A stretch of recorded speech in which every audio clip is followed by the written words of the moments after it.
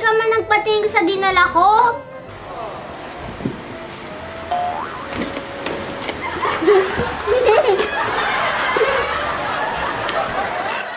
Tuwang-tuwa si Tililing sa dala ni Twix. Kaya naubos niya agad ito. Ano kaya ang mangyayari kay Twix?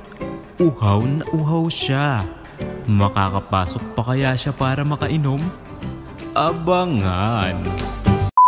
Panibagong araw na naman kay Tililing. Sa mga di nakakaalam, siya ang anak ko, si Tililing. Ang totoo niyang pangalan ay Candy. Mabait,